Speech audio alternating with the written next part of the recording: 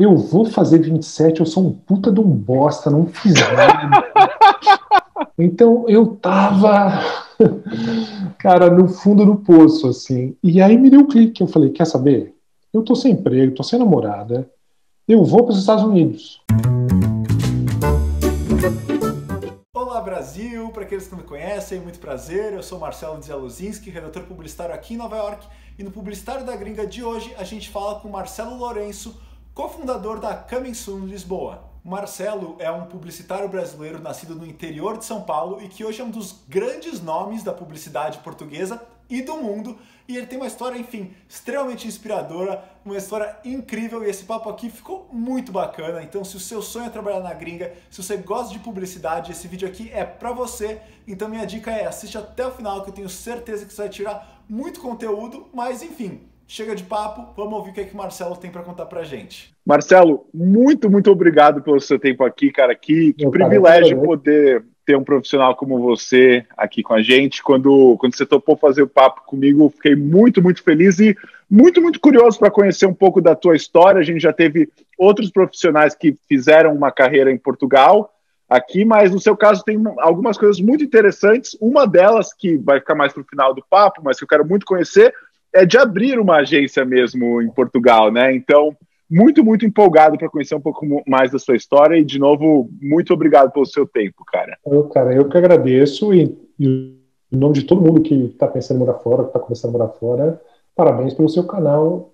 Queria eu ter alguém que me explicasse, me contasse as coisas que você está contando, porque morar fora é uma surpresa muito grande, né, cara? É mesmo, tem coisas que você não sabe, você só sabe fazendo, né?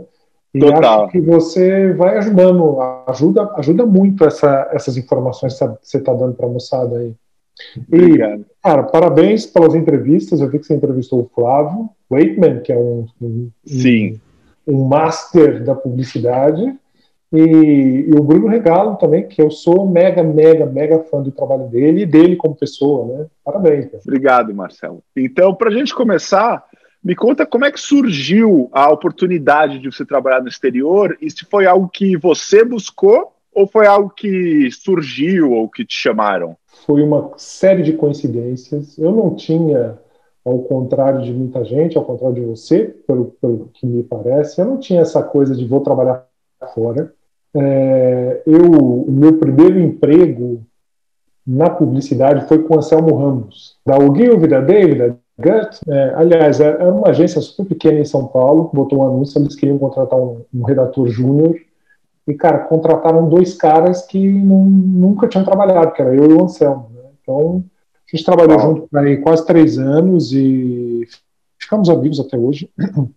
Eu me lembro que Portugal é um mercado que teve várias fases, né? Uma das primeiras fases foi o Edson Ataíde, que é o grande publicitário aqui de Portugal, que ia ao Brasil e contratava gente para Portugal. E ele criou toda uma geração de publicitários brasileiros em Portugal que trazia várias ondas, assim, né? E ele levou o Anselmo. O Anselmo veio para cá, ganhou um leão, com um dos filmes mais clássicos aqui da publicidade portuguesa, que é o Toshin, que ele fez com o Edson, que é um pastor que está cuidando das ovelhas, porque Portugal, nessa altura, Portugal, os portugueses são um povo muito aberto a novidades, né? Uhum. Então, eu me lembro que, cara, eu cheguei aqui em 99 e o celular estava começando no Brasil, e aqui todo mundo tinha. Era uma coisa impressionante.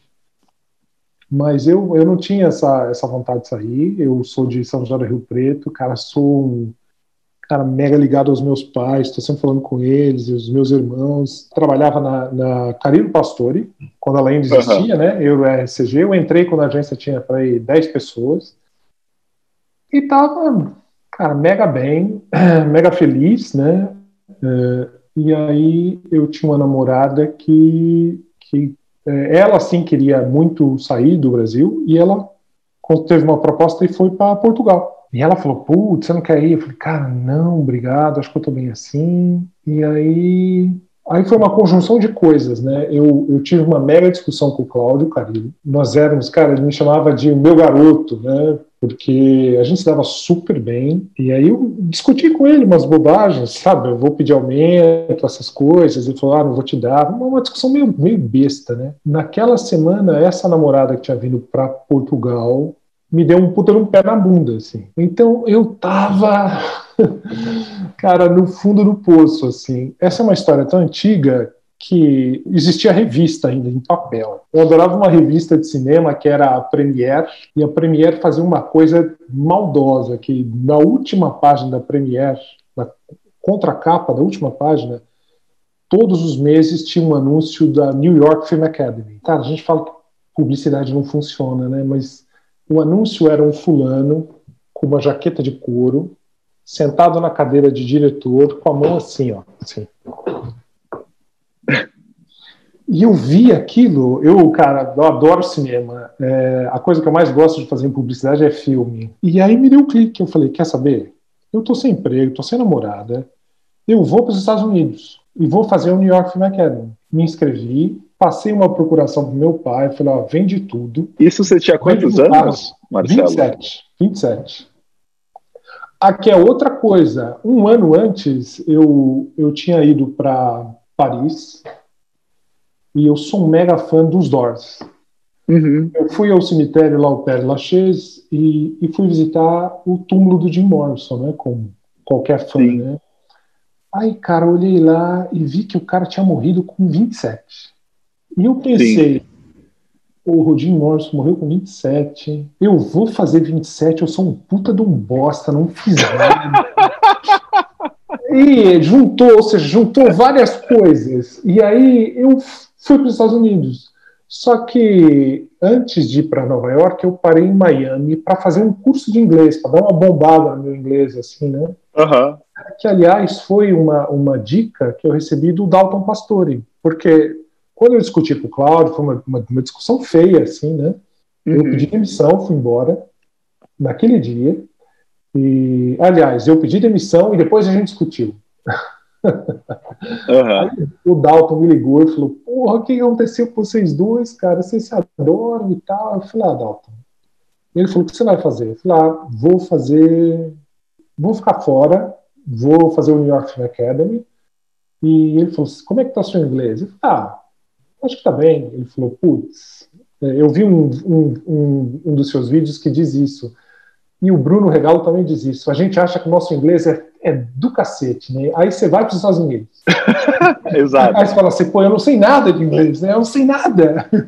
Cara, é um mundo muito diferente o que você aprende na escola e o que você vai aprender no dia a dia, falando com as pessoas. É uma coisa muito, muito diferente mesmo. Pois, depois dá um choquezinho. Os sotaques, as gírias, a velocidade, as piadas, né, cara? E você... Aí eu falei, bom...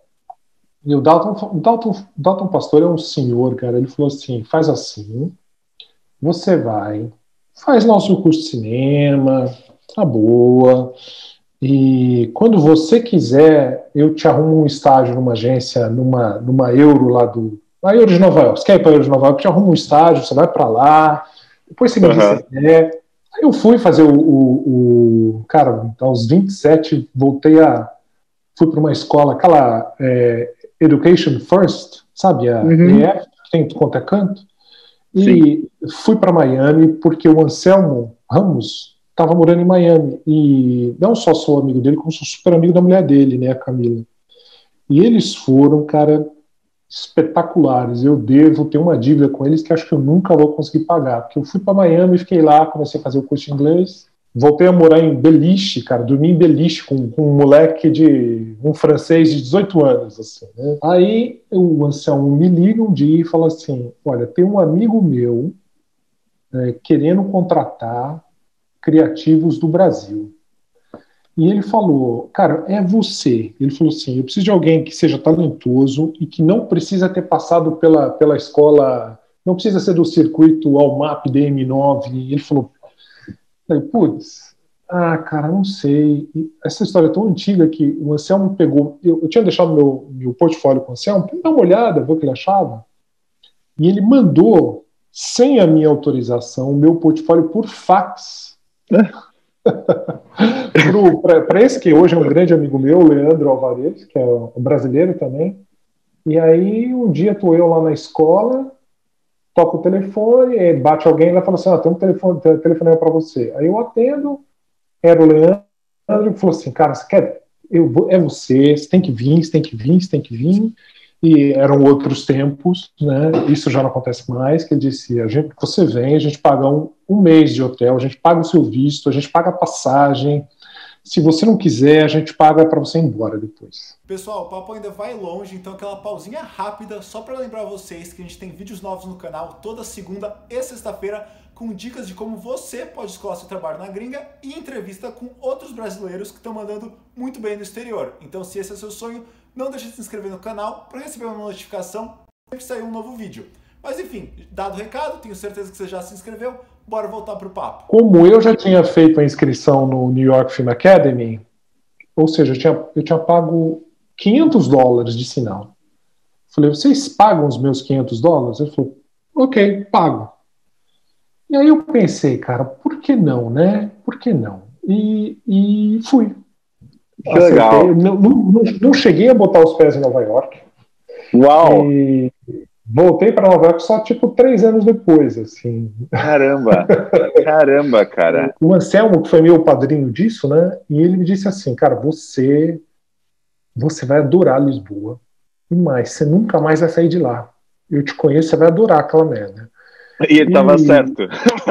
Pô, certíssimo. Tanto que ele mesmo eu recebi uma proposta o Gilvi, quando ele estava lá, foi até o Cláudio Lima e o Frederico Saldanha que me chamaram, né, e falaram, porra, cara, você quer vir para cá? A agência estava... Foi no ano do Real Beauty Sketches, eles estavam explodindo, assim. Eu fiquei mega tentado, que depois é uma coisa que o Anselmo mesmo disse quando eu vim para Portugal, disse, a única coisa ruim de sair do Brasil é que você não volta mais, meu. Você perde o medo, né? Você perde o medo de, cara, como você, morar em Hamburgo, morar em São Francisco,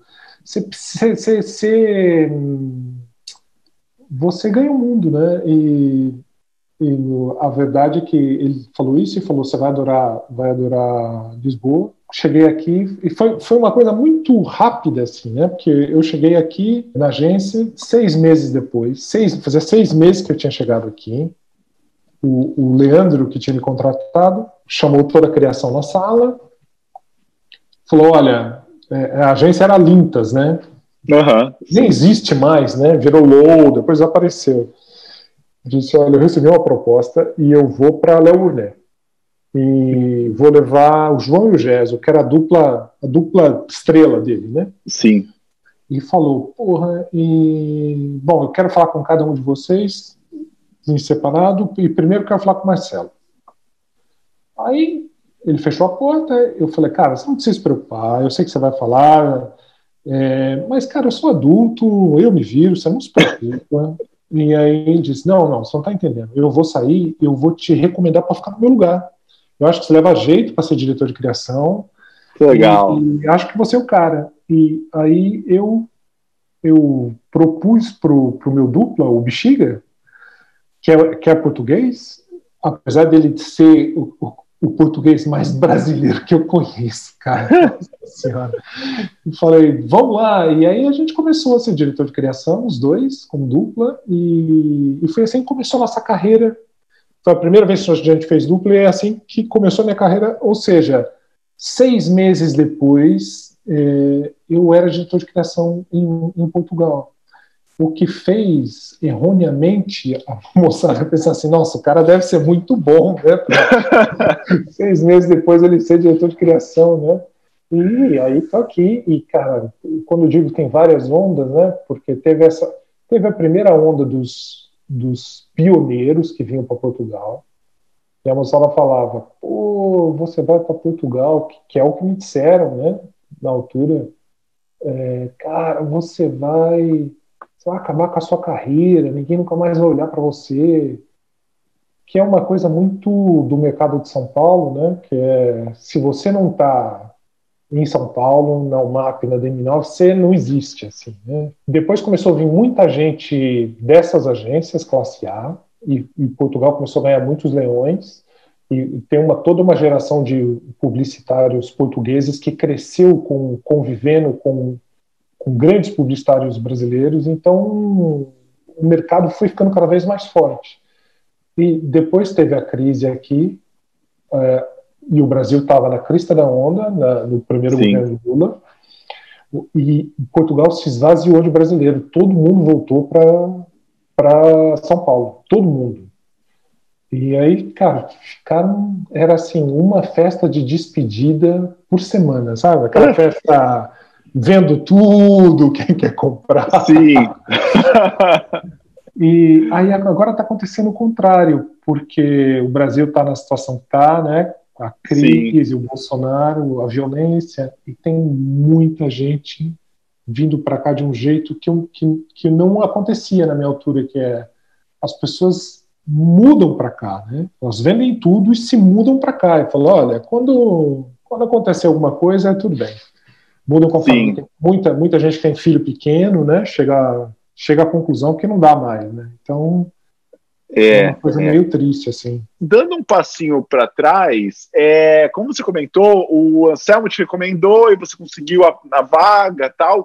O que você acha que chamou a atenção do Anselmo e também, enfim, do pessoal da Lintas para querer te trazer, pensando que, bem ou mal, existe um processo mais complexo de trazer um estrangeiro do que pegar um cara que já está em Portugal e começa amanhã, né? O que você acha que chamou a atenção? Eu acho que nem todos os publicitários, nem todos os criativos são iguais, né?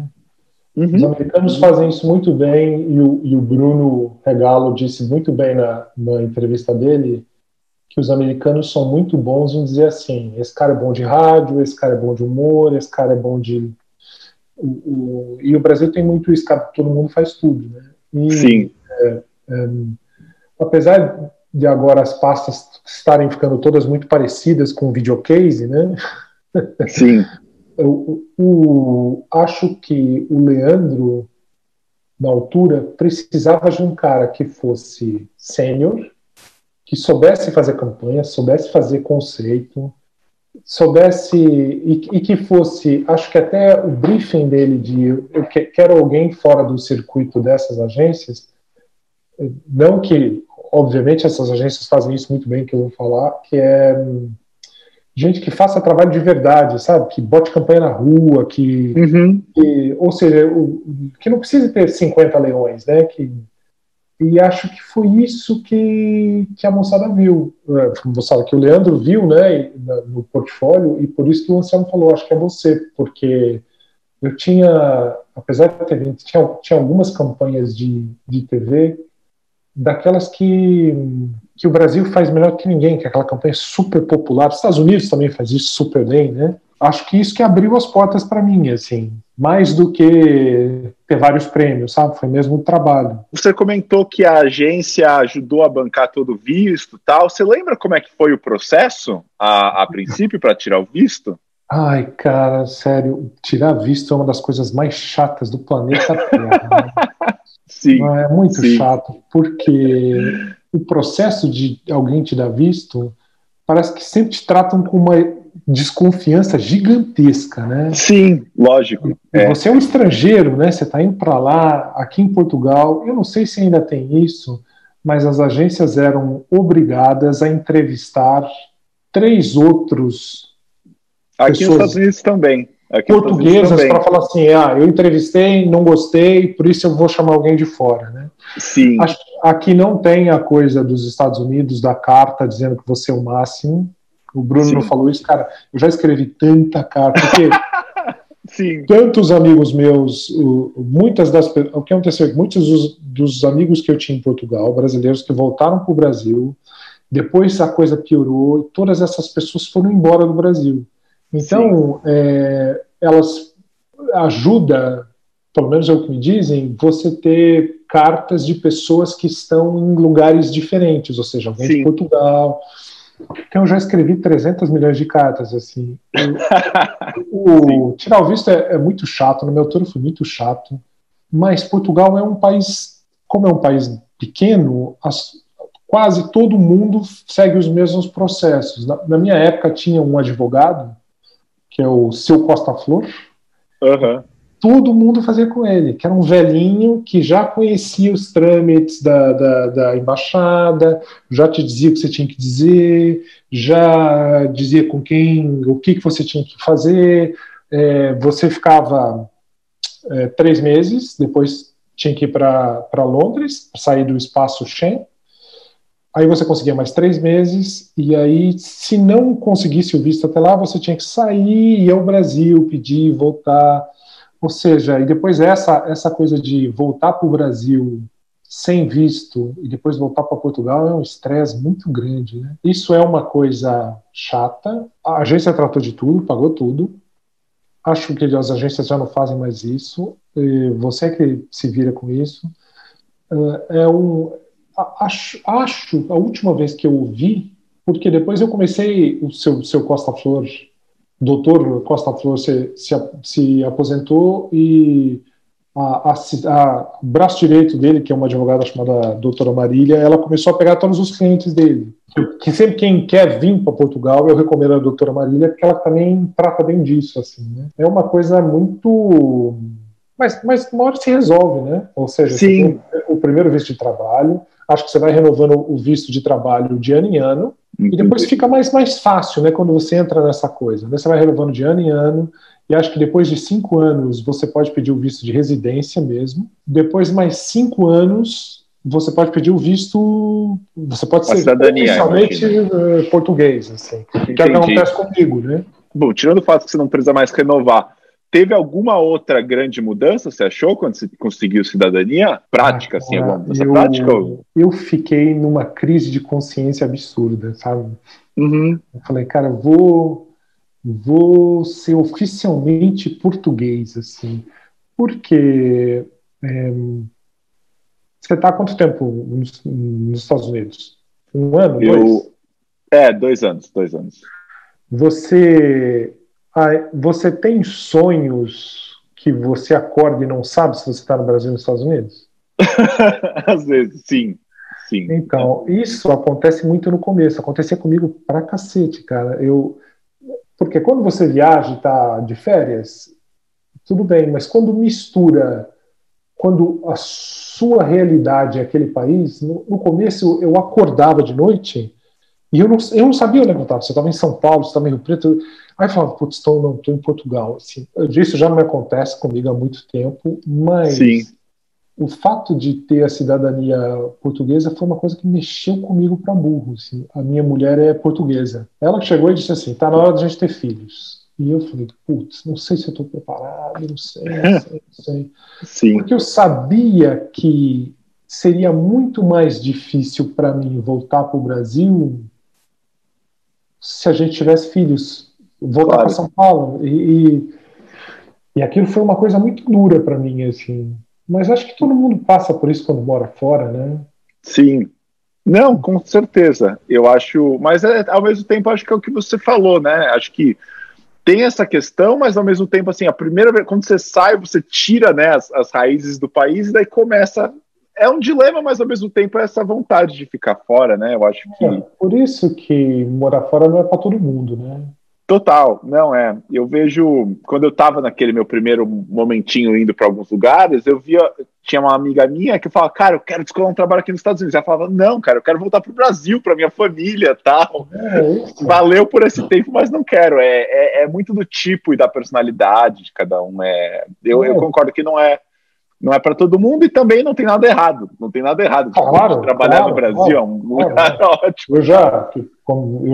Eu já vi, sei lá, 100 criativos brasileiros passaram por aqui e tem uns que realmente não se dão, assim, eu me lembro que quando eu cheguei tinha um núcleo de criativos do Brasil que eles só conviviam com brasileiros, só iam a festas de brasileiros, moravam todos em Cascais, era churrasco todo fim de semana, ouvindo música brasileira, e a maneira de se relacionar do português é um pouco diferente do Brasil. Tem coisas que nós brasileiros fazemos todos os dias que a gente não percebe, e eu também fazia. O brasileiro combina coisas que ele tem certeza que ele não vai cumprir. É verdade. Que é uma coisa que você... Cara, você fala para alguém, se você falar para um brasileiro, porra, aparece lá em casa sábado. Você sabe que não é de verdade, você sabe que é brincadeira, né? Sim. Você fala isso para um português, o cara já aparece na sua casa sábado. E aí... Eu me lembro que os meus pais fizeram bodas de prata e fizeram uma mega festa. Fui com a minha mulher e com as minhas filhas. E estava lá no convite, assim, que a festa começava às 8h30 da noite. E aí, tô eu já pronto, todo mundo lá pronta, as meninas prontas. 8h30, 8h40. Aí eu fui até a recepção do hotel. E enquanto meu pai de bermuda assinando cheque, assim, pagando as coisas. Falei, pai, de bermuda ainda? Ele falou, mas por quê? Eu falei, mas tá aqui no convite 8h30. Ele falou assim, isso é maneira de dizer. Que é uma coisa super brasileira, cara, super, super.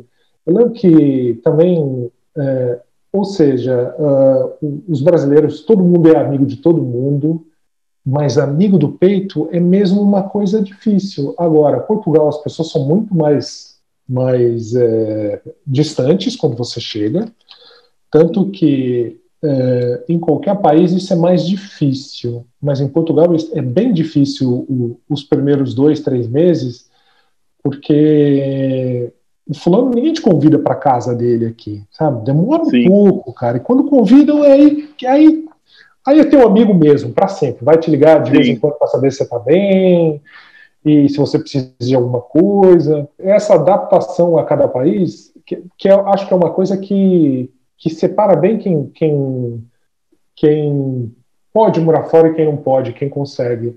Tem muita gente que vem para cá e quer que as coisas funcionem exatamente como funcionam no Brasil. Cara, não adianta.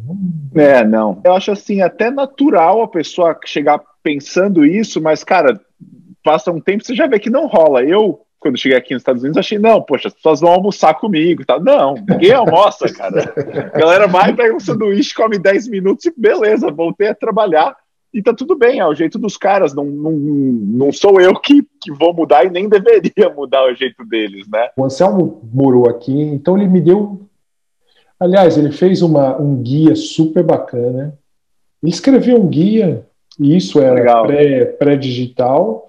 Ele fez e montou uma pastinha assim, e agrafou com o guia para quem quer morar em Portugal. Caramba! Super bacana, cidades para visitar, coisas. E no guia ele dizia assim: é muito importante isso. As pessoas almoçam à 1h da tarde em Portugal, não ao meio-dia. Porque ele falou, quando ele chegou em Portugal, ele falou, bom, meio-dia, meio-dia e 10, meio-dia e 20. Os almoçam mais tarde aqui, assim. Lógico. E essas coisas todas, cara, o primeiro mês em qualquer país é quebrar a cara, né? Porque nada é do jeito que você imagina, né? Nada é igual como era, principalmente as pessoas, né? O Brasil também é um país muito sui generis, né? Porque as pessoas no Brasil são mega simpáticas, né? São simpáticas demais, né, cara? Todo mundo te abraça, todo mundo te convida, todo mundo te leva para casa. Eu acho que é o único país que é assim, cara. Não encontrei nenhum outro assim até agora. É muito, muito espontâneo também isso, né? E você acabou comentando já de algumas das suas dificuldades do começo, tal, e ao mesmo tempo, talvez, quando agora a gente vai entrar em trabalho, você falou que você conseguiu ser promovido muito rapidamente, mas você sentiu alguma dificuldade no trabalho de adaptação quando você começa em Portugal, ou as coisas foram muito, muito parecidas com o que você já estava acostumado? É uma língua completamente diferente.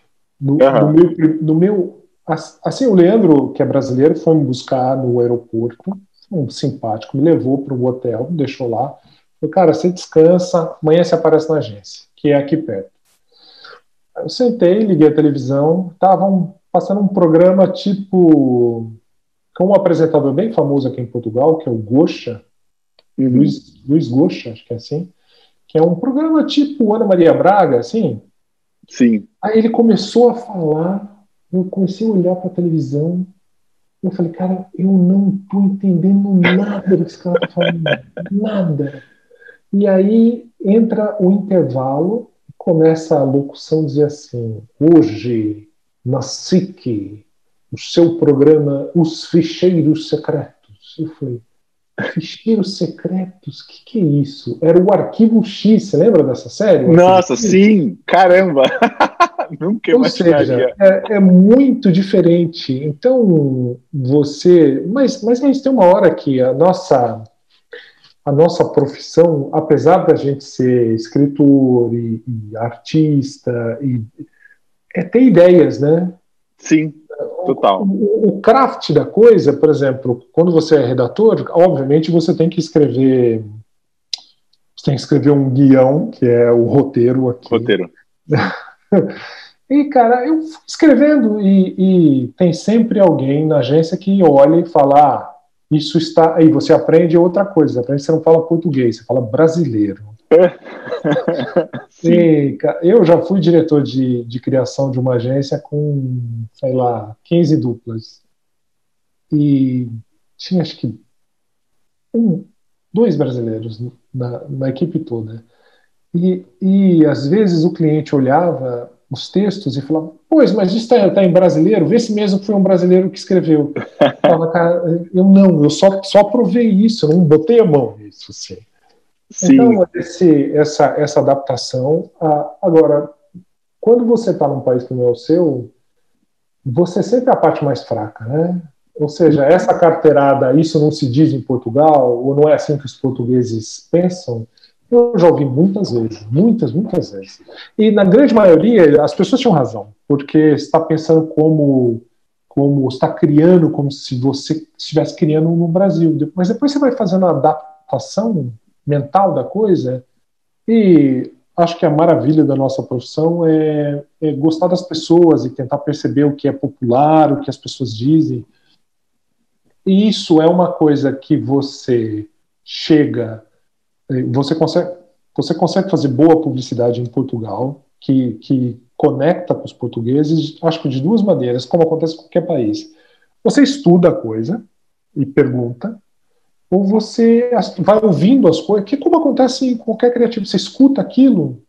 Quando os portugueses têm uma relação com o carro, que é uma coisa muito engraçada, que é todo mundo quer ter um carro, um BMW, Mercedes, ou seja, cara, eu tinha uma Paraty e achava o melhor carro do mundo. E aqui a moçada falava, não, você é diretor de criação, cara, você tem que ter um BMW. E ao mesmo tempo eu andava as ruas praticamente não tem garagem nos prédios aqui, só nos muito novos. Então eu via aqueles BMWs parados em cima da calçada, cara. E tinha essa expressão que as pessoas usavam, assim, não, porque eu tenho um grande carrão, um grande carro, né? Sim. E aquilo eu achava aquilo mega engraçado. E na Léo Burnet, eu saí da Lintas, depois de um ano e meio, eu e o Bexiga pedimos demissão da Lintas, né? E aí eu comecei a fazer uns freelas e fui trabalhar na Léo Burnet como criativo, com o Alexandre Okada. Foi lá que eu conheci o Okada. O Okada é um filho da mãe, cara, porque ele montou uma equipe nessa altura na Lintas, na Léo Burnet. Antes, a Léo Lisboa depois começou a virar uma embaixada do Brasil, começou a ganhar muitos leilões, via muita gente para lá. Mas o Okada que começou a transformar a Léo Burnet nisso. E foi onde o Ícaro Doria veio para cá, o Kirkeles, o Carlos Dias. E um dos clientes da Léo era a Fiat. Eles queriam fazer uma campanha, precisavam fazer uma campanha para o Fiat Punto, que é um carro horrível, né, cara? Uhum. Eu sou da geração, o meu pai, ele detesta Fiat, cara, detesta. Eu acho que é uma coisa dos anos 80, quando o Fiat era um carro muito ruim. Tem toda uma geração que, cara, prefere andar a pé do que andar de Fiat, né? E aí, vamos fazer a campanha para o Fiat Punto.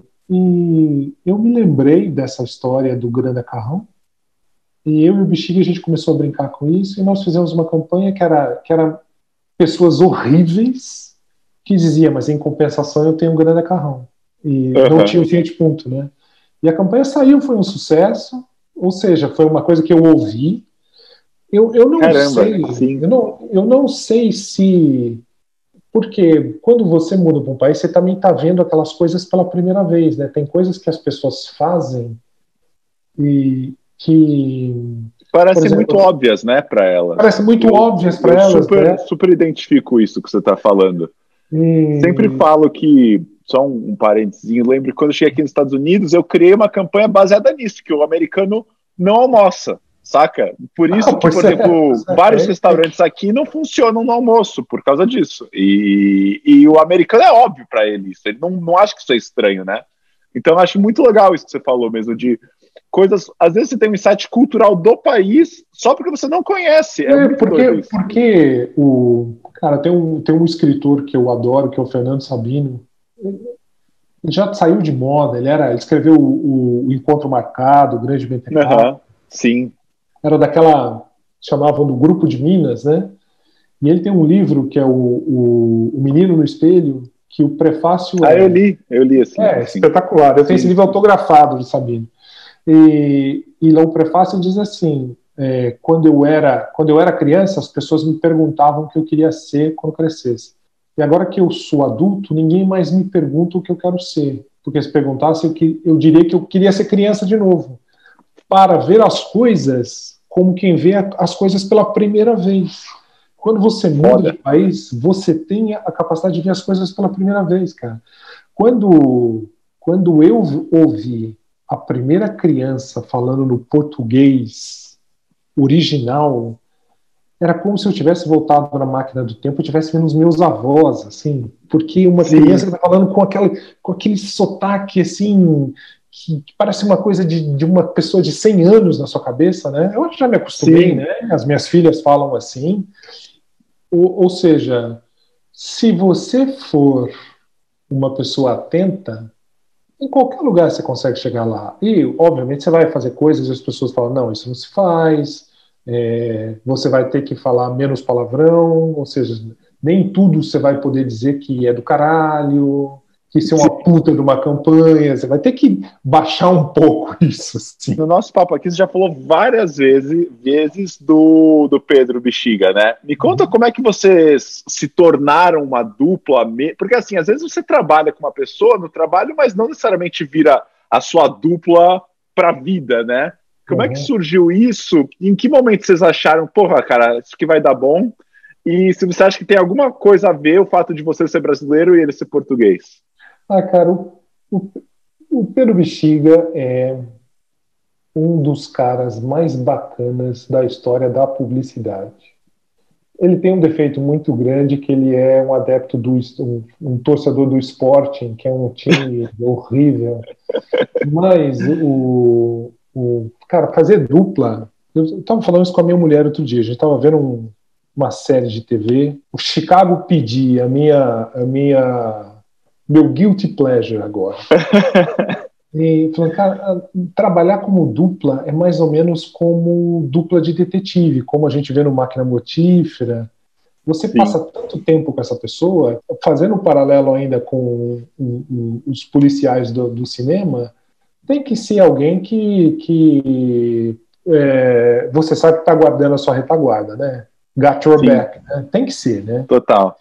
E eu já pedi demissão 3 vezes aqui em Portugal, e eu acho que eu não faria isso se não fosse com o Bexiga, porque a gente já tem uma maneira de trabalhar tão... às vezes eu conto uma ideia para ele. Quando você começa a fazer dupla com alguém, o primeiro mês, o segundo, é todo mundo cheio de dedos, né? Você fala assim. Sim. E a gente já passou dessa fase, né?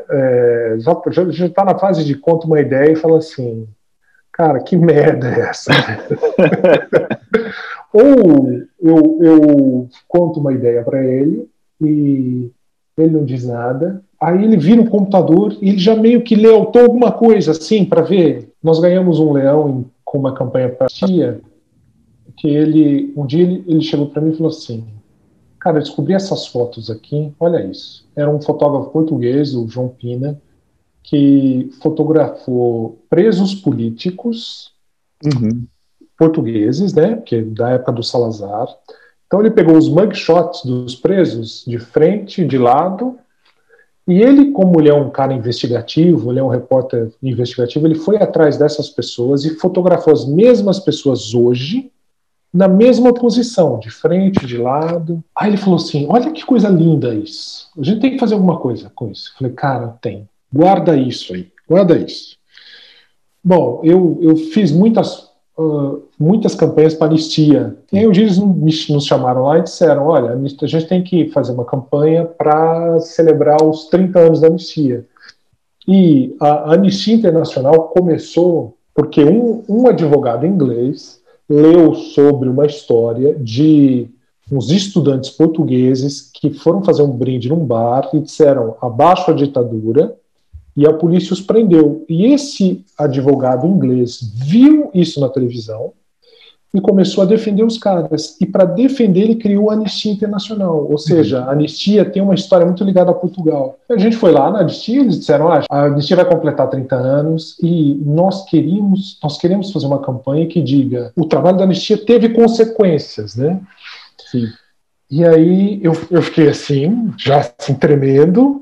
E o Chico, o que foi? Aí a gente saiu, quando a gente estava andando em direção ao carro, eu falei, cara, eu já sei, é aquela campanha que você me mostrou o ano passado, aquelas fotos. Sim. E aí nós fizemos, e o tagline era as fotos deles presos, né? Era assim, essas fotos existem graças à polícia política, a PID, e as de baixo, essas fotos existem graças à anistia, porque os caras estavam vivos 20 anos depois, né? Então a gente se deu muito bem. A gente passa a vida enchendo o saco um do outro, sem parar. A minha mulher diz isso sempre, e acho que ela tem razão. Ela falou assim, eu tenho pena dos seus amigos, porque quanto mais você gosta de alguém, mais você enche o saco dessa pessoa. Cara, o Will Bexiga, eu já falei mal da mãe dele, já falei mal do filho dele, já falei mal da mulher dele, tô sempre falando que a mulher dele vai trair no dia porque ele é muito feio, já falei, ele nunca se chateia com nada, ele realmente só se chateia se eu falar mal do esporte, aí ele leva pela coisa. Então, acho que uma boa dupla é quando 2 mais 2 são 5, 6, e tem que ser alguém que te puxa, tem que ser alguém que acredita nas mesmas coisas que você, não é? Claro. Quando você faz dupla com fulano, que tudo que você conta pra ele, fala, não gosto, não sei o quê, não dá muito certo, né? Curioso, mas é o meu caso também, de que você é o redator da dupla num país no qual você não é o native speaker, por mais que seja português, é o que você falou, você fala brasileiro, né? Falo isso porque aqui nos Estados Unidos o meu duplo é americano e eu sou redator sendo brasileiro, né? É tão mais fácil trabalhar fora sendo diretor de arte, né, cara? Sim, é tão mais fácil, né? Tão mais fácil se exportar. E como é que é para você? Agora, imagino que para você já é o português de Portugal, beleza, mas no começo você falava mais com ele ou com algum outro redator? De tipo, pô, vê se esse texto aqui faz sentido. Todos os roteiros que eu escrevo, eu já nem mostro mais pro Pedro Bexiga porque ele tá mais brasileiro do que eu. Sim. Às vezes ele deixa passar umas coisas e depois fala, cara, eu mostro muito para minha mulher também, que é redatora, e ela diz, isso não se diz exatamente assim e tal. Eu ainda, 20 anos em Portugal, eu ainda não aprendi a conjugar os verbos com tu, sabe? Que é como se fala informalmente em Portugal. Em Portugal tem 3 tipos de tratamento. Se você conhece alguém, e mantém algum respeito, você chama essa pessoa, você trata por você. Quando você é um pouco mais íntimo dessa pessoa, as pessoas até perguntam, elas falam assim, posso te tratar por tu? Que é tipo, vamos ser mais informal? E depois tem o tratamento, que é o mega formal, que a pessoa fala com você usando o seu nome. Ou seja, se eu te conheço, eu falo assim, você gostou da sopa? Ok. Quando você é mais íntimo, ela fala assim, tu gostaste da sopa?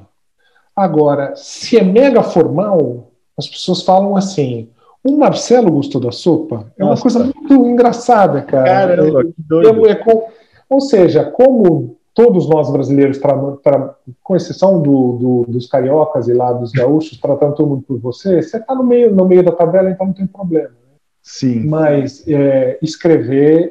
depois você vai aprendendo com coisas, né? Que guião, roteiro é guião, que o diretor é o realizador. Sim. Vai aprendendo essas coisas, né? Inclusive, até deixo para quem estiver escutando, vou deixar no link do vídeo um vídeo que você me mandou do Clube de Criação, que você fala de todos esses estrangeirismos, né?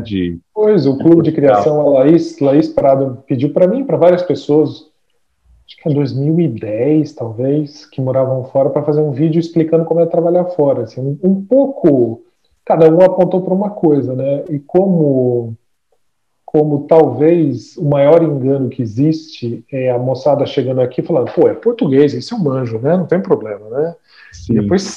Depois no primeiro mês, cara, no primeiro mês você não consegue nem entender o que as pessoas falam.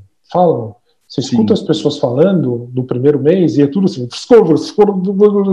aí que o seu ouvido vai se acostumando e tal.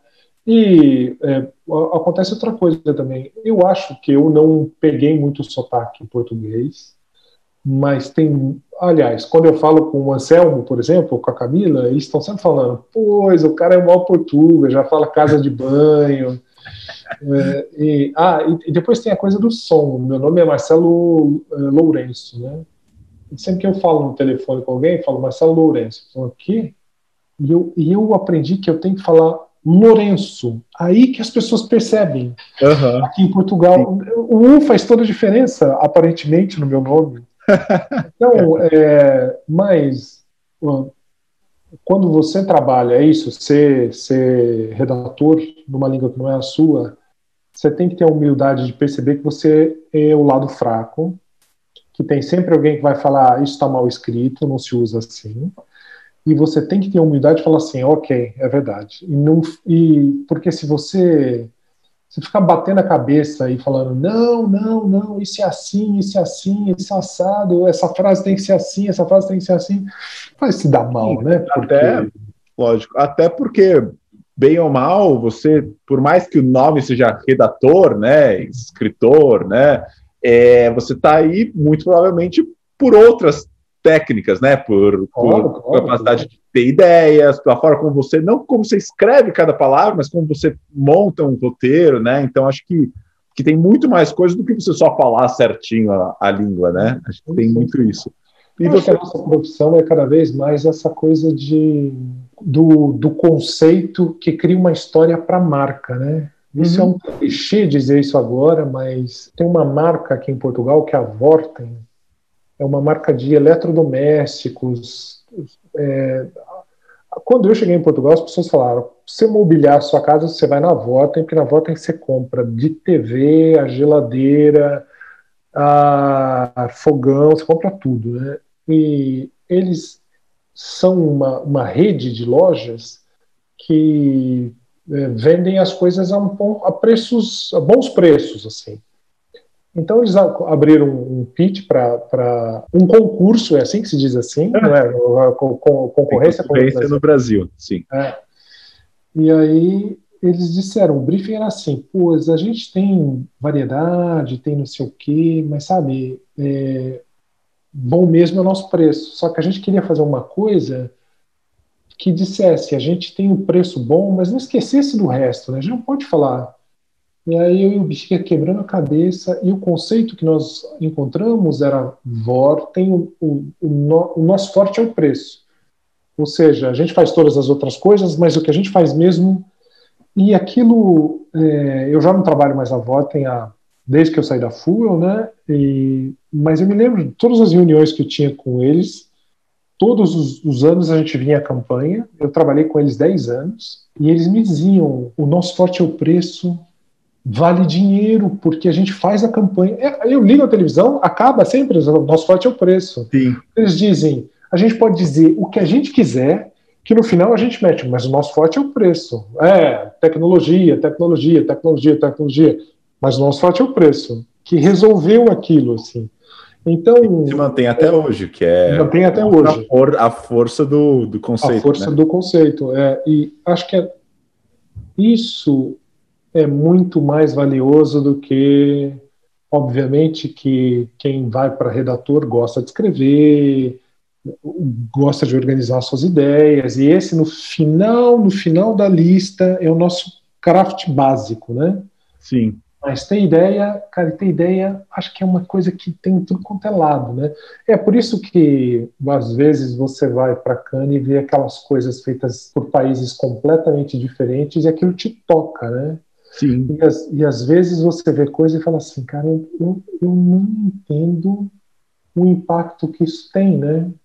Lógico. Você vê e fala assim, eu acho que o Super Bowl é um bom exemplo disso, né? Porque eu acho que a publicidade americana tem momentos que ela se cruza muito com a publicidade brasileira no sentido de tem coisas que só funcionam no Brasil. Aquelas campanhas que são sensacionais das Havaianas, que sempre pega um Sim. fulano que tá na berra, que são filmes sensacionais, né? Que todo mundo adora. Aqueles são filmes que funcionam muito bem no Brasil, né? Sim. Fora do Brasil, cara, se você precisa entender quem é que a Luana Piovani andava com o Rodrigo Santoro, olha só a referência antiga que eu tô usando. É da época do Suave Veneno, de 1998.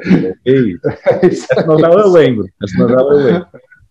Como você precisa, você sabe na sua cabeça como mais ou menos funciona o beisebol e você sabe mais ou menos o que é o Super Bowl, mas acho eu nunca tive essa experiência, que você precisa ter passado um Super Bowl comendo Doritos com a coisa para realmente perceber o que é aquilo, né? Curiosamente, meu último vídeo de dicas foi sobre isso, foi sobre como a experiência é diferente quando você está aqui nos Estados Unidos assistindo as propagandas que foram feitas para você lá, Doritos, tal, cerveja, é outra coisa, né, do que você assistir o jogo e daí depois você entra na internet para ver as propagandas, é outra pegada, é uma coisa que só vivendo, né. Pois é, e você tem que... Eu trabalhei 15 anos na Havas, né, que é uma multinacional francesa, e faz parte da Havas a BETC. E a BETC é uma agência sensacional. Sensacional. É tão sensacional que teve um momento que eu falei, eu quero trabalhar na BETC. E eu me mexi aqui para tentar ir para lá, né? E aí eu e o Bexiga marcamos um almoço com uma das assistentes do diretor criativo, né, de lá. E eu perguntei, olha, o que eu preciso fazer para trabalhar na BTC? E ela falou, é impossível. Você precisa ser francês para trabalhar na BTC, porque o Chiberrat trabalha com as mesmas pessoas há 15 anos. Caramba! Só entra alguém quando morre alguém. Sim. E precisa ser francês. E depois eu falei assim, será que por mais... Seria um esforço muito grande na minha cabeça fazer aqueles filmes da Lacoste, sabe? Que são lindos, mas aquilo é tão francês, cara.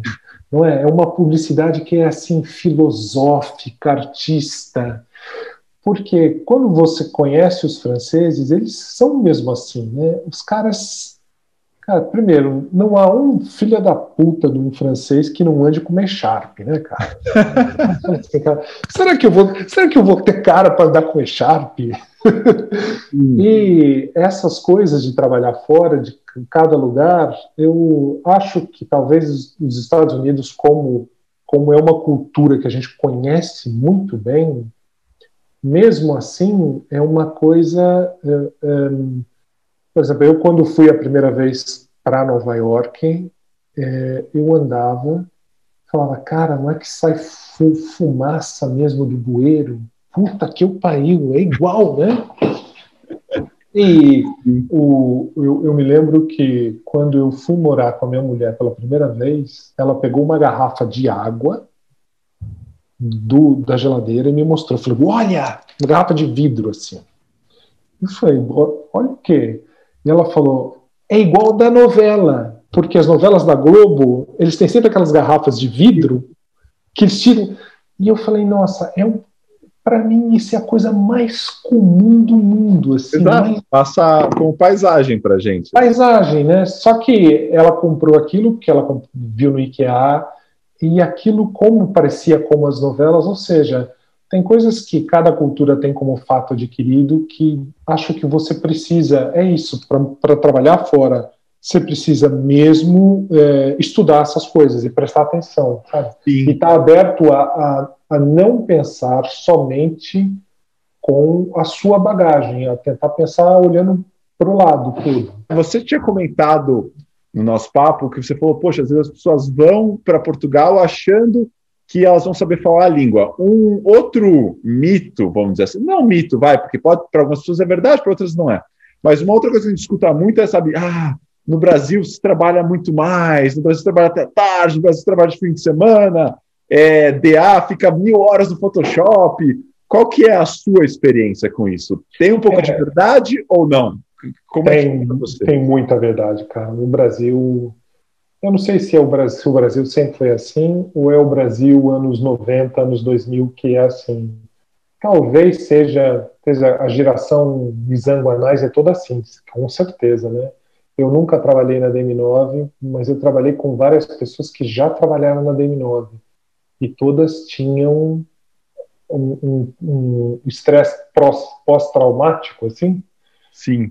E eu me lembro que na Carilho eu trabalhei com 2 caras que tinham trabalhado na DM9 e eles adoravam ligar para os amigos que estavam na DM9 no fixo, telefone fixo. Sim. E ficar falando, porque eles falavam assim, quando o cara atende o telefone na DM9 e fica falando no telefone, ele começa a ficar nervoso, tipo, o Dizão vai ver que ele está no telefone, sabe? E sim, o Brasil se trabalha muito. Como Portugal é um país, é um mercado que foi muito influenciado pelo Brasil, aqui também se trabalha bastante, sabe? Sim. Mas eu lembro que no primeiro ano da Lincas, cara, nós éramos poucos, a agência estava querendo crescer, a gente trabalhava fim de semana atrás de fim de semana, como se fosse no Brasil. Sim. E a Fuel, no começo, também era pequena, fim de semana atrás de fim de semana. Mas eu achei um formato para trabalhar, assim, que eu gosto de chegar super cedo e sair a horas. E na Fuel, ou seja, agora só tem eu e o Bexiga, a gente faz o horário que a gente quer, né? Lógico. Sim. Mas na Fuel eu disse isso para todo mundo. Cara, todo mundo aqui às 9 e 6h30 quem quiser sair, tudo bem. Eu acho que trabalhar de fim de semana não deve ser uma regra, mas se for necessário, olha, é a regra do jogo, né? Faz parte disso. Sim, lógico. Mas me lembro no Brasil que sair cedo, você fala assim, vou sair cedo às 9, né? E, cara, hoje preciso sair cedo, é às 9. Eu acho que continua assim no Brasil, né? Eu lembro um caso, isso que você falou de ser a regra e às vezes ter que fazer às vezes. Eu lembro um cara que numa agência que eu trabalhei, eles davam um day off de aniversário.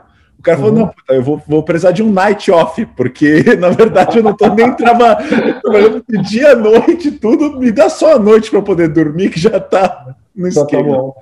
Tem alguns casos que são extremos, porque é o que você falou.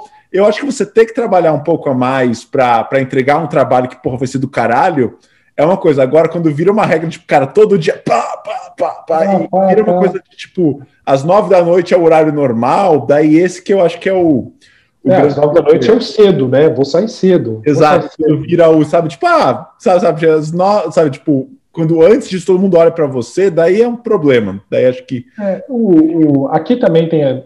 Agora, eu acho que não... Eu, pelo menos da minha experiência, acho que não tem agências assim com essa loucura, né?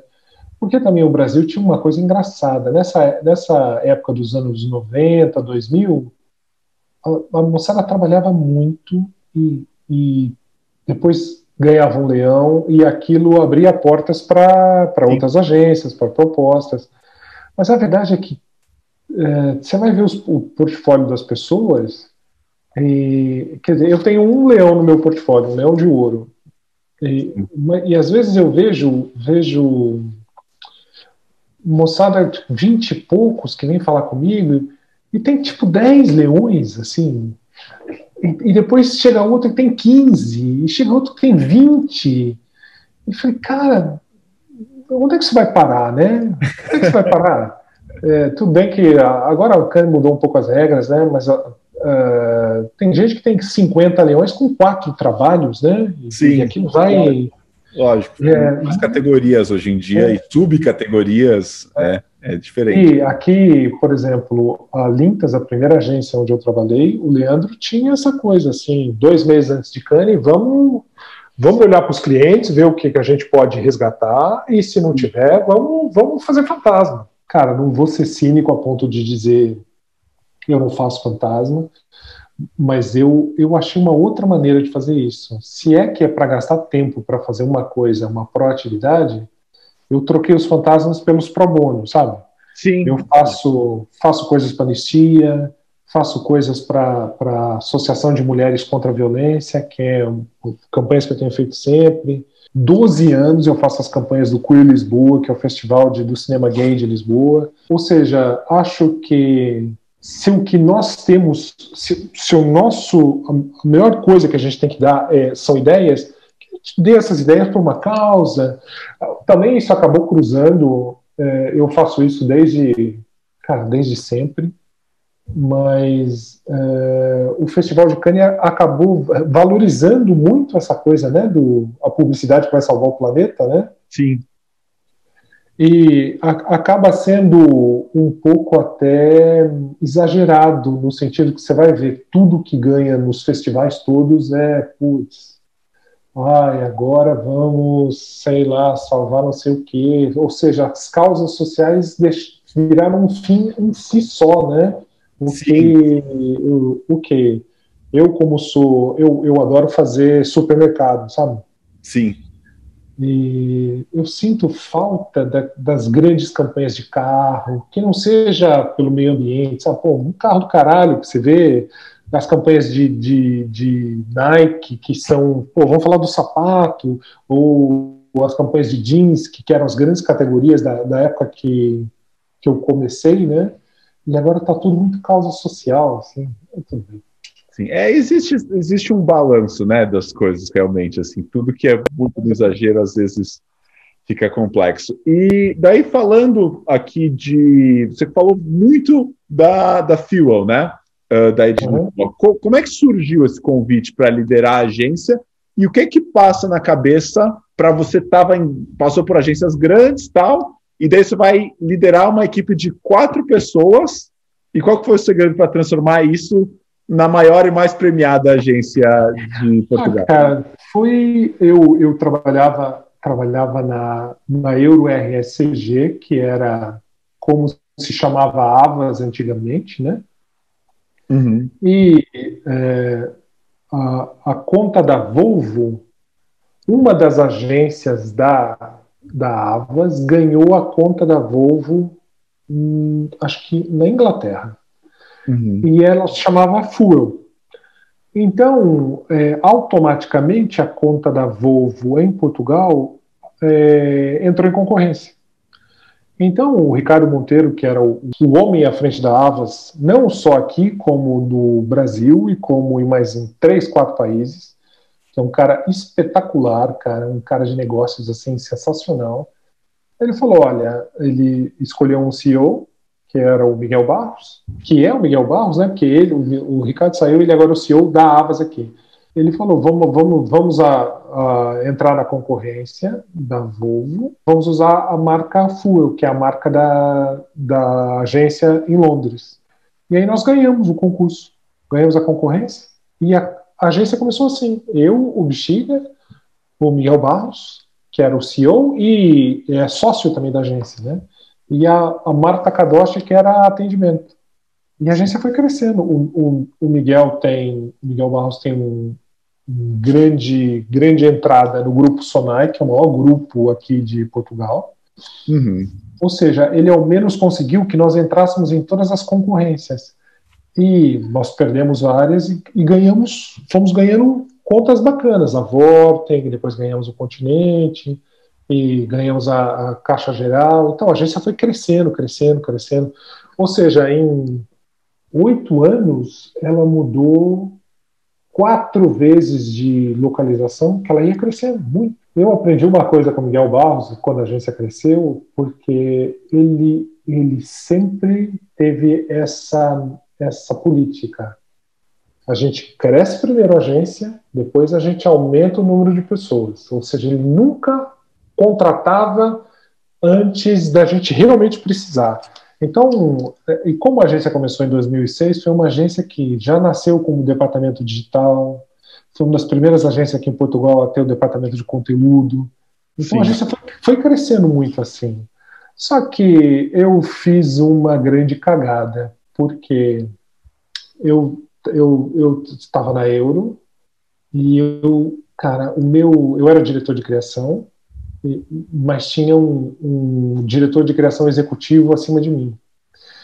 E, cara, a gente se odiava, eu e ele. Eu não aguentava mais trabalhar com o cara. Então, quando surgiu essa oportunidade de abrir a Fuel, eu topei porque eu não aguentava mais. Então eu fui com as mesmas condições que eu já tinha um bom salário, tinha carro, tinha tudo, mas eu devia ter exigido, e quem quer que esteja ouvindo isso agora e receber uma proposta de uma multinacional, para começar, você tem que ter participação na multinacional, cara. Uhum. Você tem que ter. Você não pode, por melhor que seja o seu salário, por melhor que sejam as suas condições, você tem que ter 1%, 2%, 10%. A gente começou a agência com 4 pessoas. Depois, sim, ela virou a maior agência de Portugal.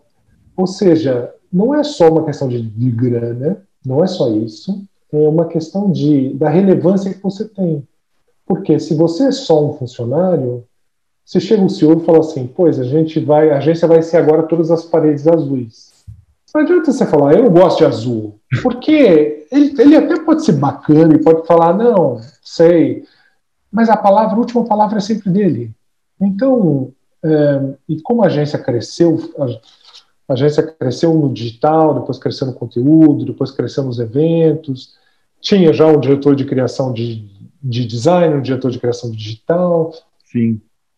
E a minha discussão nos últimos 2 anos com o Miguel Barros foi, cara, precisa ter um chefe só. E ele dizia, não, eu gosto assim, eu gosto que seja todo mundo fragmentado, eu gosto que vocês depois conversem. Eu falei, cara, mas não adianta você conversar, eu falo que azul, ou seja, o diretor de criação da agência é você, porque é você que desempata. Sim. E foi isso que me fez falar, cara, eu acho que eu quero abrir minha própria coisa. Eu quero voltar e ter a mesma experiência que eu tive no começo da Fuel, mas comigo à frente da coisa. Né? Você vai construir e vai ser seu no final do dia, sim. Cara, quando a gente começou, foi uma coisa... apareceram 2 grupos, um internacional e um local, que disseram, porra, abre, que a gente entra com uma parte e você tem 10% da agência. Eu falei, cara, eu quero tudo. Eu quero 50 para mim e 50 para o Bexiga. Mesmo que corra mal, ou seja, eu não quero precisar de nada de ninguém. E foi uma coisa engraçada, porque como nós começamos nós dois, e nós começamos o sonho da startup, que é uma coisa até muito americana, né? Que é Starbucks, na minha casa, De vez em quando a gente alugava uns espaços nos coworks. E aí, quando nós ganhamos a nossa terceira conta, bom, tá na hora de ter um escritório direitinho, né, onde a gente possa receber as pessoas. Você até comentou que vocês têm como equipe fixa 3 pessoas hoje em dia, né? E daí vai trabalhar... Contando com nós dois. Sim, exato. Você vê, acho até que por causa desse formato, talvez a resposta seja não tem como, mas você vê alguma possibilidade de, eventualmente, a Coming Soon ter filiais em outros lugares que não Lisboa? Cara, sabe que uma das primeiras conversas que nós tivemos foi o contrário, foi uma agência finlandesa de uns amigos nossos que vieram ter conosco com... O plano deles é que nós fôssemos uma filial deles lá. Ou melhor, nós fôssemos uma filial deles aqui. Eu pensei e falei, putz, até hoje a gente brinca com isso, né? Eu falei, cara, não, eu quero tropeçar, eu só quero pagar pelos meus próprios erros, só. E aí eles disseram literalmente assim, bom, então vocês não precisam do nosso dinheiro, né? Eu falei, não preciso. E é por isso, cara, que eu sou dupla do Pedro Bexiga sempre e vou continuar sendo sempre, porque eu não tinha combinado isso com ele. Sim. Eu falei o que eu quis, a gente saiu e eu falei, putz, joguei fora o cheque, hein? Ele falou, não fez bem, é isso mesmo, tá certo. A gente tá sempre um apoiando o outro, assim. Mas o Sporting, se você ouvir isso, o Sporting é uma merda de um time, cara, uma merda de um time. E, sabe, eu acho que é mais fácil, do jeito que o mundo está, nós exportarmos trabalho para outros mercados do que ter uma filial, sabe? É verdade. Ainda mais com a equipe de vocês, é muito mais... Você consegue até trazer um freela que não esteja em Portugal, de repente, para trabalhar com... Sabe que quando nós comunicamos que nós íamos sair da Fuel, da Havas, a Fuel era, em 2018, ela foi a 5ª agência mais premiada do Grupo Havas no mundo. Sim. E a 2ª agência mais premiada do Grupo Havas na Europa. Então, apesar de ser uma agência que tinha quase 100 pessoas, né, pequena para os padrões americanos, para os padrões europeus até, os caras apostavam muito em nós, né? Então, quando nós comunicamos isso, o Miguel Barros falou, bom, se vocês querem, o nosso CEO... espero que vocês fiquem conosco até a gente contratar alguém. E nós ficamos 3 meses até eles contratarem. Né? Só que, nesse meio tempo, o Jacques Seguela, o fundador da Havas, mandou um e-mail falando que ele queria falar conosco lá em Paris. Aí eu falei, bom, vamos lá, Bexiga. Aí a gente foi. Eu sou um grande fã do Jacques Seguela. Adoro. O cara tem 85 anos e cara, deve ser dos criativos mais criativos que eu já encontrei. Fomos almoçar com ele, né, num restaurante lá em Paris, e foi dessas coisas que você não tem noção até estar falando novamente. Enquanto nós almoçávamos com ele, 3 pessoas vieram pedir autógrafo, pessoas do nada, assim.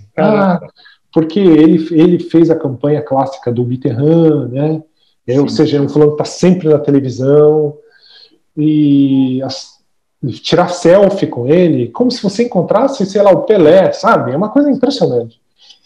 E aí ele falou, por que vocês vão embora? Eu falei, quero ter minha própria agência, tal. Ele falou, bom, já percebi. Como é que vai se chamar a agência? Aí eu falei, ainda não sabia, a gente tinha umas ideias, né? Ele falou, eu acho que a agência de vocês deve se chamar Next. E ele explicou, ele falou, as agências agora não podem ser nem digital, nem de conteúdo, tem que ser para a próxima coisa, que ninguém sabe qual é a próxima coisa. Quando você se fecha num formato, amanhã esse formato pode ter acabado. A publicidade está voltando por um momento que é o poder da ideia. As agências vão voltar a cobrar pela ideia, a ideia que as agências vão oferecer, nós deixamos nossa importância ser tomada pelas consultoras, pelas agências digitais, e está na hora da gente voltar. Ai, cara, eu falei, velho, filha da puta, meu, olha só. Aí voltamos para cá, e aí a gente até pensou nesse nome. Falei, pô, o nome já estava tomado, e aí nós tivemos essa ideia do Coming Soon, que é uma coisa que... Então, a nossa filosofia é ter sempre uma agência enxuta para isso, cara. Eu não quero ter o mesmo diretor de arte que faz sempre as mesmas coisas, sabe? Sim. Há campanhas que realmente a gente precisa de alguém que é um mega ilustrador. Ou se não, a gente precisa de alguém que seja super bom em redes sociais. E é por isso que a nossa estrutura vai ser enxuta e vai ser sempre enxuta. Agora, o nosso produto é sempre o conceito, a ideia, que é uma coisa mais fácil de se vender, né? Porque quando nós começamos, o que apareceu muitas agências digitais, a grande maioria foram agências digitais, falando assim, pô, vamos trabalhar em parceria. Nós fizemos agora um lançamento de uma água clássica de Portugal, que é a Água do Vimeiro. Foi uma agência digital que veio, eles nos procuraram e disseram, olha, a gente já tem a estrutura toda, a gente tem tudo e a gente só precisa da campanha. E nós trabalhamos em parceria e, cara, eu mando lá tenho os meus palpites sobre o digital, sobre as redes sociais, mas tem gente que sabe mais do que eu sobre isso, sabe? Sim. Então, para que tentar... Que eu acho que é o erro das agências grandes agora. Como todas as agências têm todos os departamentos, você sabe, quando uma agência de publicidade vai montar um departamento de digital, primeiro, ela vai falar assim, pô, vou buscar o melhor cara digital do mercado. E o melhor cara digital do mercado é muito caro e não quer sair. Então ela vai para o segundo, vai para o terceiro, vai para o quarto. Então a agência que é muito boa em publicidade, no digital tem o 15º. Uhum. E eu quero trabalhar com o primeiro, mas não quero trabalhar com o in-house, porque o in-house, o 15º, nunca é tão bom assim. Sim. E é assim que a gente tem feito. E aproveitando que você falou justamente disso, até esqueci a palavra em português, source talent, chamar talentos, né, para surgir um projeto aí, na Coming Soon, tá? Sim. O que é que você buscaria em um criativo brasileiro na hora de chamar ele para fazer eventualmente um freela para vocês? Eu acho que cada caso é um caso, mas eu vou usar um exemplo que a gente está tendo essa conversa muito agora no último ano, porque nós estamos chegando no limite do que conseguimos fazer só eu e o Bichinha. Uhum. Mais uma conta e a gente tem que contratar. Porque a gente não consegue fazer mais tudo de tudo, né? Porque, além de tudo, nós somos o atendimento, a estratégia, o departamento pessoal. Tem muita gente. Na FUE aparecia muita gente com uns portfólios espetaculares e era muito case, sabe? Muito Sim. Case, ativação, que é espetacular. Por exemplo, eu me lembro que na FUE, no último ano da FUE, eu contratei para fazer um freela, um criativo brasileiro. E nós trabalhávamos muito o Continente, que é um mega supermercado aqui de Portugal, que é um cliente que faz muito filme, muito rádio, sabe? Precisa muito de visual para o folheto. Ou seja, principalmente o filme, que com o digital voltou a ser a peça principal, né? Ou seja, todo mundo faz filme agora, né? Qualquer um faz filme. E eu me lembro que eu passava os briefings para ele, da campanha do Dia das Mães. E ele me vinha com uma ativação do Dia das Mães. Tal, vamos fazer tal coisa. Eu falava, cara, do cacete. Maravilha. A gente apresenta isso para o cliente. Mas, cara, eu preciso ter um spot de rádio e uma campanha de TV. E ele não entendia aquilo. Ele queria fazer um videocase, sabe? Sim. Então, eu acho que os jovens criativos brasileiros, o Brasil é uma escola tão grande de campanhas a sério, de televisão, de rádio, que acho que o que para mim mostra uma pasta madura é gente que consegue fazer uma campanha para vender mesmo, sabe? E não só uma campanha que é bonita e fica bem no videocase.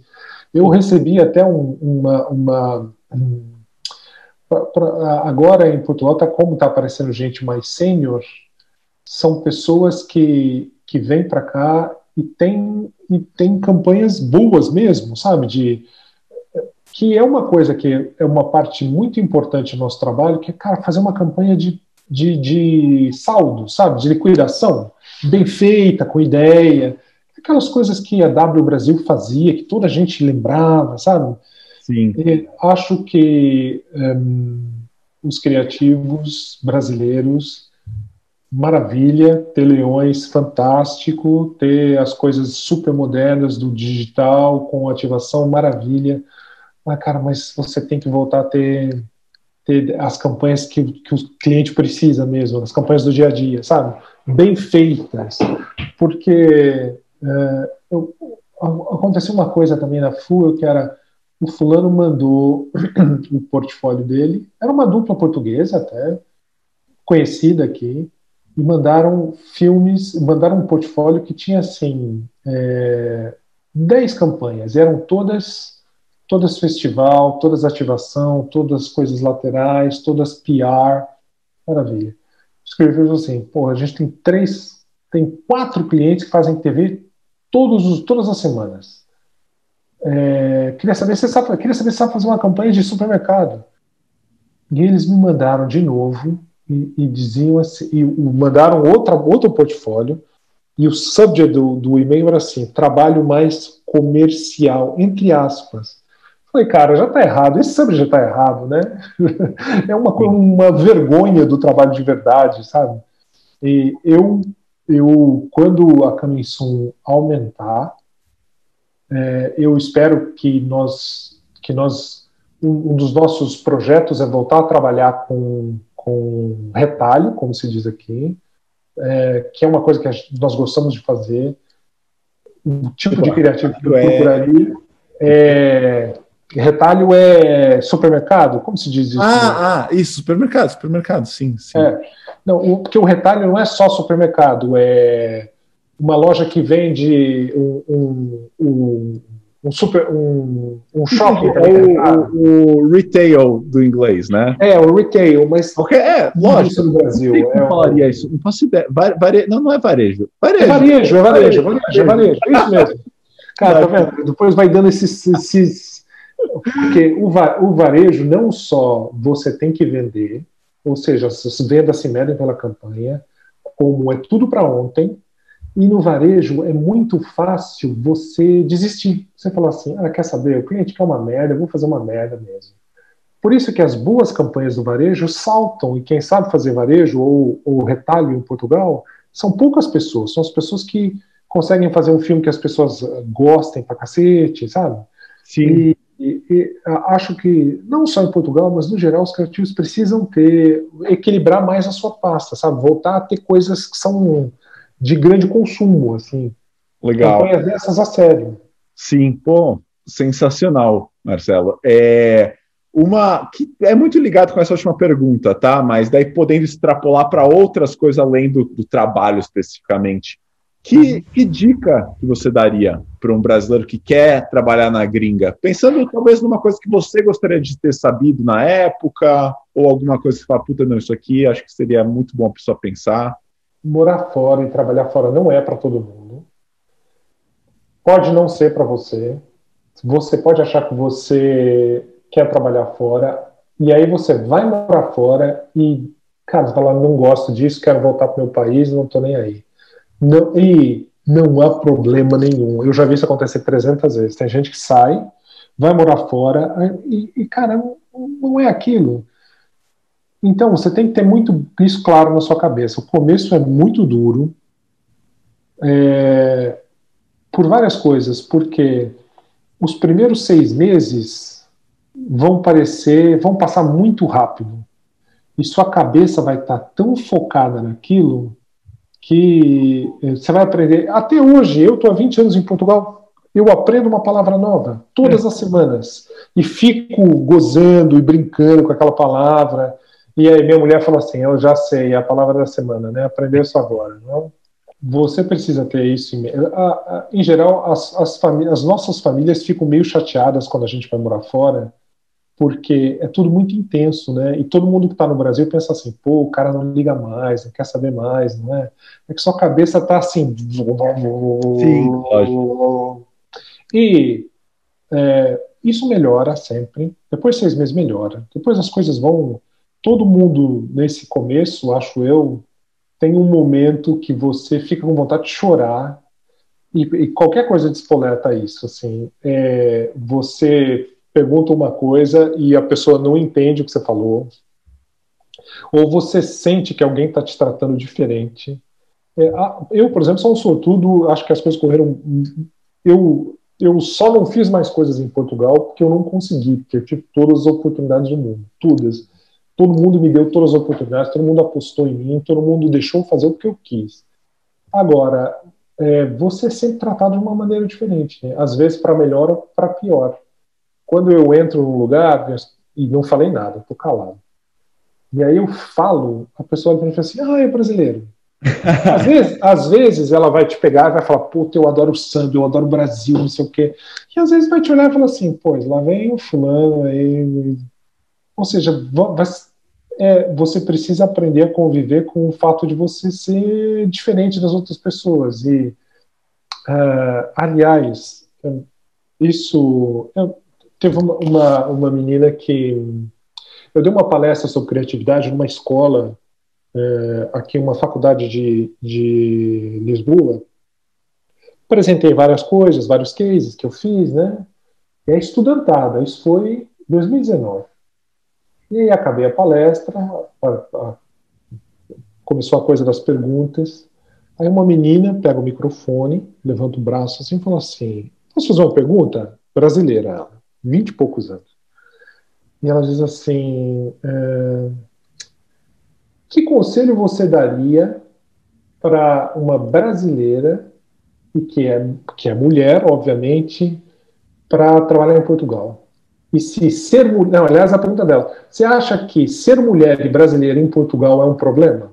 E você acha que eu posso fazer alguma coisa para mudar isso? Cara, eu lembro que em 2019 o mundo inteiro só falava do último capítulo da Guerra dos Tronos, né? Sim. E aí eu falei, putz, eu adorava a Guerra dos Tronos, li os livros todos e tal. E aí perguntei para ela, escuta, você gosta da Guerra dos Tronos? Ela falou, gosto. Eu falei, então, no primeiro episódio da Guerra dos Tronos tem uma cena que eu achei muito bacana, que é o Tyrion Lannister, o anão, sim, se encontra com o Jon Snow, o bastardo, e aí vira pro Jon Snow e diz assim, olha só que par, o anão e o bastardo. E o Jon Snow fica puto com ele, né? Fica assim, porra, como é que você me chama de bastardo? Aí ele falou assim, cara, Jon Snow, você não tá entendendo. Eu sou anão e você é bastardo. Quanto mais cedo você admitir isso, mais cedo você vai perceber uma coisa. As nossas diferenças as pessoas usam contra nós. Se você e a única maneira de impedir isso é você usar o que você tem de diferente com orgulho, como uma vantagem. Sim. Então eu falei para ela assim, eu nunca escondi o fato de ser brasileiro. Aliás, eu sei que isso é a razão que eu tive, as oportunidades que eu tive. Eu me comporto como brasileiro, eu vendo a minha diferença como brasileiro, e porque se eu tentar ser uma cópia de um português, eu vou ser uma cópia barata. Eu sou brasileiro, eu sou originalmente brasileiro, e é isso que eu vou tentar ser.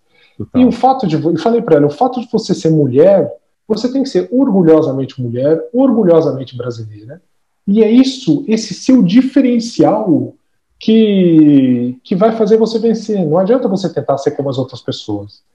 E ela, como boa brasileira, chorou, assim. Ela foi super bonitinho, porque alguém filmou esse vídeo, filmou esse momento da pergunta, uma amiga dela, depois ela colocou no LinkedIn, dizendo, foi o melhor conselho que eu já recebi. Legal. Uma fofa. Assim. Eu acho que talvez o grande conselho para quem vai morar fora é isso, cara. Você, obviamente, tente se adaptar, tenta entender o mercado, cara, mas assuma quem você é, assuma suas diferenças, essa é a sua mais-valia, é isso que vai te fazer vencer em qualquer lugar do mundo, porque de gente igual já tá todo mundo de saco cheio, né? Sim, pô, sensacional, Marcelo. Acho que não podia ter melhor conclusão para esse papo aqui, cara.